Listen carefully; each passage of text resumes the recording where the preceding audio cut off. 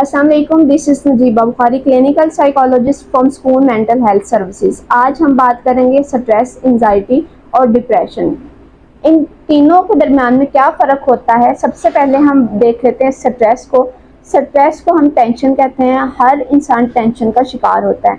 जब कोई भी इंसान कोई काम कर रहा होता है तो जब वो उसका दबाव अपने सर पे ले लेता है, अपने दिमाग के ऊपर ले लेता है, तो वो तनाव का शिकार हो जाता है। तो इसको हम कहते हैं स्ट्रेस। स्ट्रेस का जो टाइम पीरियड है वो शॉर्ट होता है, 2 से 3 दिन तक का हो सकता है। अगर इसकी ड्यूरेशन बढ़ जाए तो ये एंजाइटी में कन्वर्ट हो जाता है। स्ट्रेस की सिम्टम्स अगर देखें तो इसमें एक तो कंसंट्रेट नहीं कर पाता इंसान, दूसरा उसकी एपिटाइट में चेंजेस आ जाते हैं, उसकी स्लीप में भी चेंजेस आ जाते हैं। अब बात करते हैं एंजाइटी की। अगर स्ट्रेस वाली अलामात, स्ट्रेस जो है आपका वो 2 वीक्स तक चला जाए तो फिर हम उसको एंजाइटी कहेंगे। एंजाइटी की अलामात में सबसे पहले खौफ होता है, पसीना आता है, दिल की धड़कन तेज होती है, कंसंट्रेशन में मसला आता है, डाइजेस्टिव सिस्टम भी डिस्टर्ब हो जाता है। और ये सिम्टम्स अगर कंटिन्यूसली 2 वीक्स तक आपके साथ आ रही हैं तो इसका मतलब है कि आपको एंजाइटी है।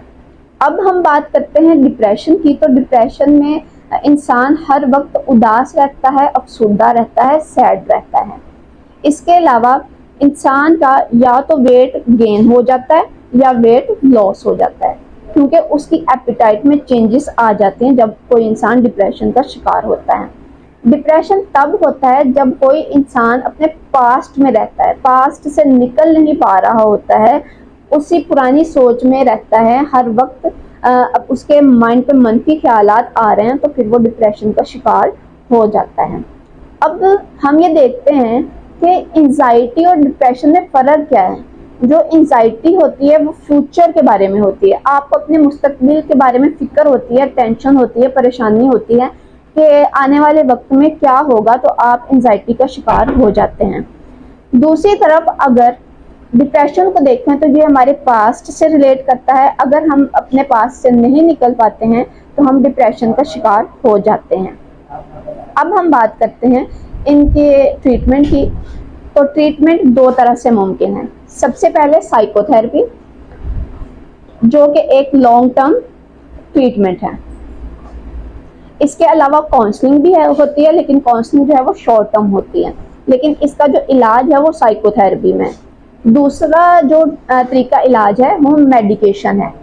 जब इन चीज़ों की शिद्दत बहुत ज़्यादा बढ़ जाती है तो तब साइकोथेरेपी के साथ साथ मेडिकेशन भी की जाती है।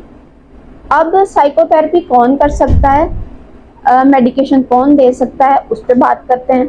तो एक माहिर नफ्सियात जो होता है वो साइकोथेरेपी को यूटिलाइज करता है, इम्प्लीमेंट करता है, आपके ऊपर टेस्टिंग अप्लाई करता है और इसको अप्लाई करते हुए आपकी डायग्नोसिस करता है और फिर आपका इलाज करता है।